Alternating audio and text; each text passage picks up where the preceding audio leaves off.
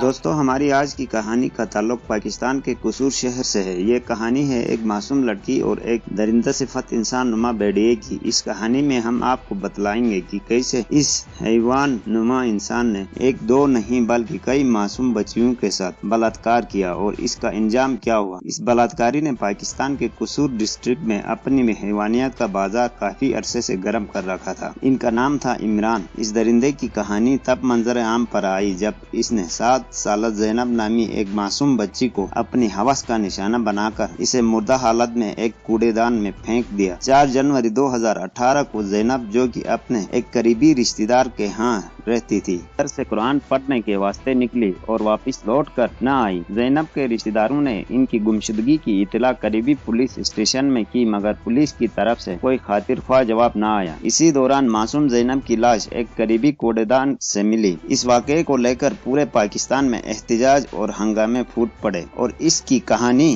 نے عالمی میڈیا کی شہ سرخیوں میں جگہ بنا لی۔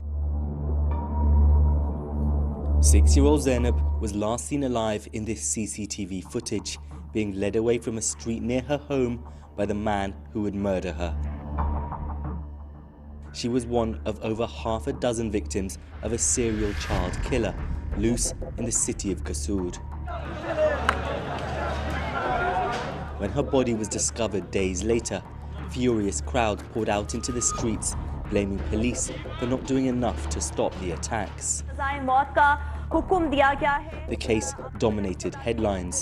In a socially conservative country, many hoped the attention would raise awareness about child abuse.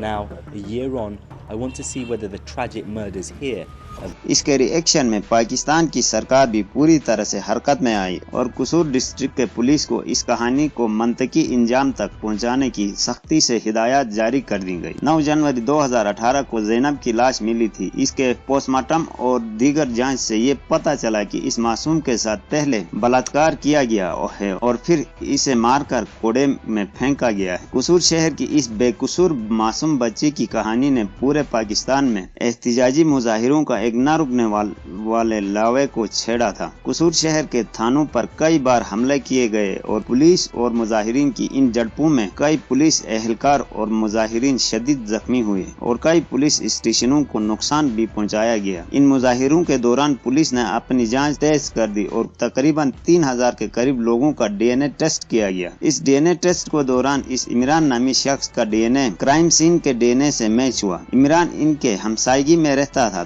ظاہری طور پر مذہبی دکھنے والا یہ شخص دراصل ایک سیریل ریپسٹ تھا۔ یہ مذہبی اجتماعات میں باقاعدگی سے حصہ بھی لیا کرتا تھا۔ یہ ایک نعتخواں بھی تھا اور یہ ان احتجاجی مظاہروں کا بھی حصہ تھا جو زینب کے لیے انصاف مانگ رہے تھے۔ بلکہ یہ تو ان کی لاش ملنے سے تدفین اور تدفین کے بعد احتجاج تک ہر لمحہ زینب کے دہائی دیتے والدین کے ساتھ کھڑا تھا۔ ڈی این اے میچ ہونے کے بعد پولیس نے اپنی تسلی کے لیے ان تمام C C T V footages check کیے جو زینب کے رشتہ داروں نے نکال کر جمع کرائی تھی۔ ان فوٹیجز میں سے بھی اس درندہ صفت انسان کو پہچانا گیا، جس میں صاف طور پر دیکھا جا سکتا ہے کہ یہ شخص اس معصوم بچی کو اپنے ساتھ بہلا پھسلا کر لے کر جا رہا ہے۔ ان سب ثبوتوں کے بعد پولیس نے جب اسے گرفتار کیا تو اس نے ایک ایسی کہانی بتائی کہ جس کی مثال پاکستان کی تاریخ میں نہیں ملتی۔ اس نے نہ صرف یہ قبول کیا کہ اس نے زینب کا ریپ کے بعد قتل کیا ہے، بلکہ پولیس نے اس حیوان کو مزید 12 ایسی ہی معصوم بچیوں کے قتل اور بلاత్కాر میں ملوث پایا۔ اس کی اس ہولناک کہانی نے پاکستانی عدلیہ کو مجبور کیا کہ اسے جلد سے جلد نشان عبرت بنا دیا جائے اور یہی ہوا۔ اس حیوان کو 17 فروری 2018 کو 7 سال قید، 32 لاکھ روپے جرمانہ اور سزائے موت سنا دی گئی۔ 18 اکتوبر 2018 کو اس درندے کو لاہور کے کوٹ لکھپت جیل میں پھانسی دے دی گئی۔ دوستو، ہماری ویڈیو پسند آئے تو لائک ضرور کرنا اور ہمارے چینل کو سبسکرائب کرنا نہ بھولیے گا۔ Thank you.